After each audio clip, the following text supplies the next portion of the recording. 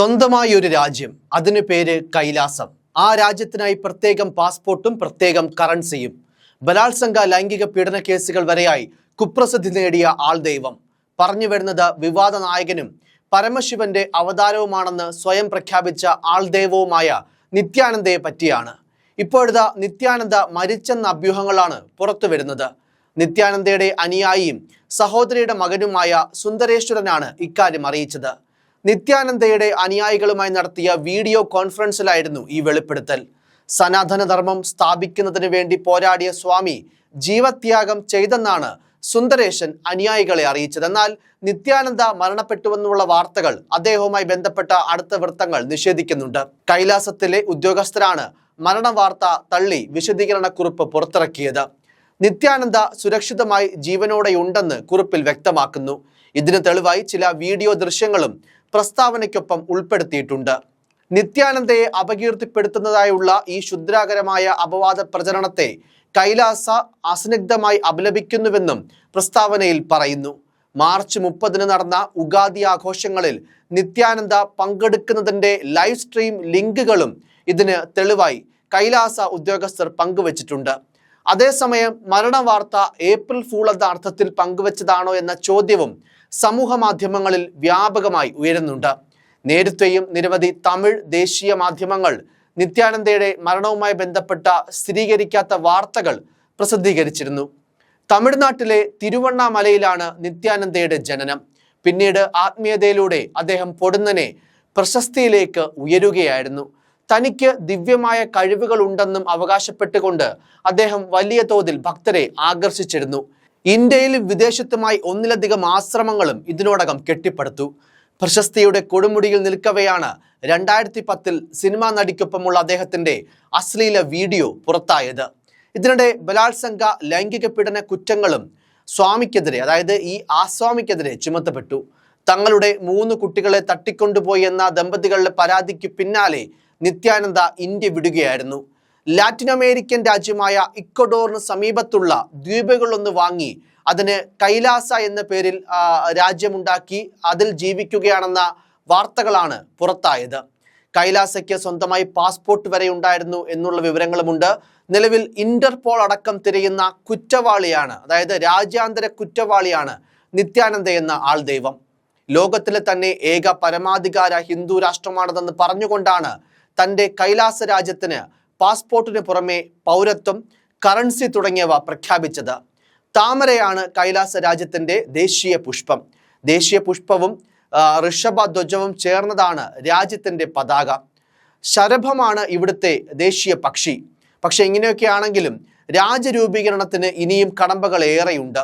United States of Kailasa എന്ന രാജ്യത്തെ ഐക്യരാഷ്ട്രസഭയോ മറ്റേതെങ്കിലും രാജ്യമോ ഇതുവരെ അംഗീകരിച്ചിട്ടുമില്ല. ഇത്രയും കേസുകളുള്ള ഇന്ത്യയിലേക്ക് വരാൻ പോലും കഴിയാത്ത നിത്യാനന്ദയ്ക്ക് എങ്ങനെയാണ് ഒരു രാഷ്ട്രം തുടങ്ങാൻ കഴിയുക എന്നതൊക്കെ വലിയ ചോദ്യമായി അവശേഷിക്കുന്നുണ്ട്. എന്നാൽ കൈലാസം ഒരു വ്യാജ രാജ്യമാണെന്നും തട്ടിപ്പാണെന്നും ഒക്കെയായിരുന്നു പലരുടെയും ആക്ഷേപം. അതിനിടയിലാണ് നിത്യാനന്ദ മരണപ്പെട്ടുവെന്ന വാർത്തകൾ പ്രചരിക്കുന്നത്. എന്തായാലും നെയ്യാറ്റിൻകര ഗോപൻ സ്വാമിയൊക്കെ പോലെ വിവാദ നായകനും സ്വയം പ്രഖ്യാപിത ആൾദൈവവുമായ നിത്യാനന്ദയും സമാധിയായോ അതോ കയ്യിലിരിപ്പിന് ആരെങ്കിലും തല്ലിക്കൊന്നു എന്നതടക്കമുള്ള കാര്യങ്ങൾ ഇനിയും സ്ഥിരീകരിക്കേണ്ടതുണ്ട്. നിത്യാനന്ദയുടെ അനുയായിയും സഹോദരിയുടെ മകനുമായ സുന്ദരേശ്വരനാണ് മരണവിവരം ലോകത്തെ അറിയിച്ചത്. സനാതനധർമ്മം സ്ഥാപിക്കുന്നതിന് വേണ്ടി പോരാടിയ സ്വാമി ജീവത്യാഗം ചെയ്തെന്നാണ് സുന്ദരേശ്വരൻ അനുയായികളെ അറിയിച്ചത്. എന്തായാലും നിത്യാനന്ദ തന്നെ വന്ന് സമാധിയിൽ വ്യക്തത വരുത്തേണ്ടി വരുന്ന സാഹചര്യമാണ് നിലവിലുള്ളത്. നേരത്തെയും നിരവധി മാധ്യമങ്ങൾ നിത്യാനന്ദയുടെ മരണവുമായി ബന്ധപ്പെട്ട വാർത്തകൾ പ്രസിദ്ധീകരിച്ചിരുന്നു. നിത്യാനന്ദ മരിച്ചെന്ന് 2022 ആദ്യമായി അഭ്യൂഹം പ്രചരിച്ചത്. അന്ന് പക്ഷേ ആരോഗ്യ പ്രശ്നങ്ങൾ നേരിടുന്ന താൻ ഡോക്ടർമാരുടെ നിരീക്ഷണത്തിലാണെന്ന് അറിയിച്ച് ഈ സ്വാമി തന്നെ ഓൺലൈനിൽ പ്രത്യക്ഷപ്പെട്ടിരുന്നു. എന്നാൽ കഴിഞ്ഞ കുറച്ചു കാലമായി വീഡിയോ പ്രഭാഷണങ്ങൾ പുറത്തു വരുന്നില്ലായിരുന്നു. നിത്യാനന്ദയുടെ മരണവാർത്തയ്ക്ക് പിന്നാലെ അദ്ദേഹത്തിൻ്റെ ഏകദേശം 10,000 കോടി രൂപയിലധികം വരുന്ന സ്വത്തിന് അവകാശി ആരായിരിക്കുമെന്ന തരത്തിലുള്ള ചർച്ചകളും സജീവമാണ്. നിത്യ സുന്ദരേശ്വരാനന്ദ സ്വാമി നിത്യാനന്ദയുടെ പിൻഗാമിയാകുമോ, അല്ലെങ്കിൽ സ്വത്തിൽ അവകാശവാദവുമായി നടിയും നിത്യാനന്ദയുടെ ശിഷ്യയുമായ രഞ്ജിത എത്തുമോ എന്ന് തുടങ്ങിയ ചോദ്യങ്ങളും ഇതിനോടകം ഉയർന്നു കഴിഞ്ഞു. 1978 ജനുവരി 1 തമിഴ്നാട്ടിലെ തിരുവണ്ണാമലയിൽ അരുണാചലം ലോകനായകി ദമ്പതികളുടെ മകനായിട്ടാണ് നിത്യാനന്ദ ജനിക്കുന്നത്. രാജശേഖരൻ എന്നായിരുന്നു അച്ഛനും അമ്മയും നൽകിയ പേര്. ഇടത്തരം കുടുംബത്തിൽ ജനിച്ച രാജശേഖരന് സ്കൂളിൽ പോകാൻ താല്പര്യമുണ്ടായിരുന്നില്ലെങ്കിലും ആത്മീയ വഴികളിൽ അന്ന് തന്നെ വലിയ ഇഷ്ടം കാണിക്കുന്ന ഒരു കുട്ടിയായിരുന്നു. വീട്ടിൽ കഴിയുന്നതിനേക്കാൾ കൂടുതൽ ക്ഷേത്രങ്ങളുടെ പരിസരത്ത് കഴിഞ്ഞ ഒരു വ്യക്തിയാണ് രാജശേഖരൻ എന്നും മുൻകാല കഥകൾ പറയുന്നുണ്ട്. 1995 സന്യാസം സ്വീകരിക്കാൻ ചെന്നൈയിലെ രാമകൃഷ്ണ മഠത്തിലെത്തിയെങ്കിലും 10 വർഷത്തെ പഠനം 4 വർഷം പൂർത്തിയാക്കിയപ്പോഴേക്കും അവിടെ നിന്നും മടങ്ങുകയും ചെയ്തു. തുടർന്ന് ജീവിക്കാൻ പല പണികൾ ചെയ്ത അദ്ദേഹം വീണ്ടും ആത്മീയ വഴിയിലേക്ക് തിരിച്ചെത്തുകയായിരുന്നു. പവിഴക്കുണ്ട് മലയിൽ സ്ത്രീകൾ നടത്തുന്ന ആശ്രമത്തിൽ ചേർന്നെങ്കിലും പിന്നീട് അവിടെ നിന്ന് പുറത്താക്കപ്പെട്ടു.